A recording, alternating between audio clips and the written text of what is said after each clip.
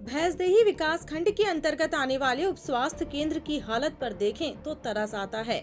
इस केंद्र पर कार्यरत कर्मचारी किस तरह जान जोखिम में डालकर अपनी सेवाएं दे रहे हैं।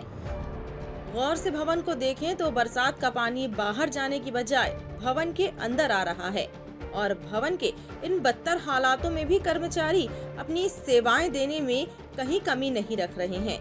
कमी नजर आ रही है तो बस प्रशासन की, जो भवन के हालात को नजरअंदाज कर रहे हैं।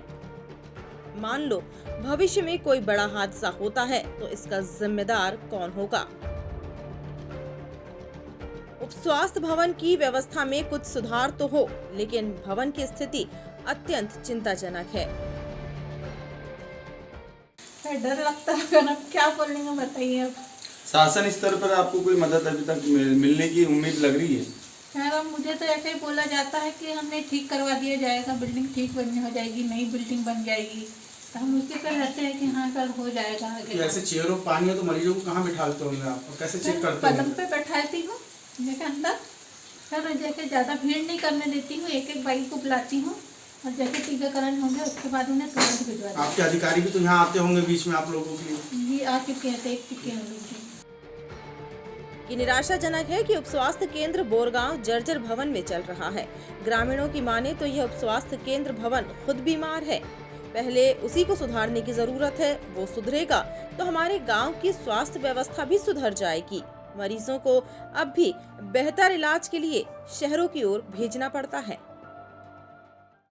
मेरे तो वही है बोल, हमने तो अपने तरफ से पूरी कोशिश करा गया है कि बिल्डिंग को सुधार दिया जाए जल्दी से जल्दी, मगर अब यही है कि जैसे गवर्नमेंट तो विभाग के अधिकारी या कोई भी आपकी सुध नहीं ले रहा है? सर दिखा चुके ना, उन्हें भी दिखा चुके। उन्होंने क्या बोला आपको? उन्होंने यही बोला था कि नई बिल्डिंग बनवा देंगे। नहीं सर, खतरा है, मुझे तो मालूम है ना, जान माल को खतरा है आपकी। आते हैं, गर्भवती महिला रहती है, हाँ, कभी कुछ हो जाए तो डर तो लगता।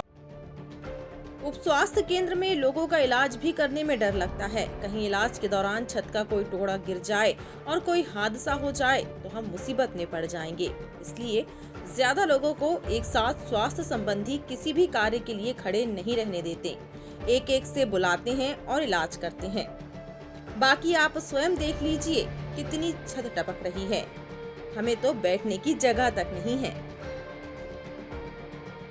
विभागीय अधिकारियों को कई बार इसकी लिखित सूचना देने के बाद भी जब विभाग की ओर से कोई सुनवाई नहीं हुई तो पूर्व जिला कलेक्टर श्रीमान शशांक मिश्रा जी को भी आवेदन के माध्यम से अवगत कराया गया था, जिस पर आश्वासन भी दिया था और संबंधित इंजीनियर को बोलकर इसका एस्टीमेट भी बनवाया गया था, जिसकी लगभग 1,90,000 की लागत निर्धारित की गई थी। परंतु आज तक लगभग 2 वर्ष हो चुके हैं, उसका कोई अता पता नहीं।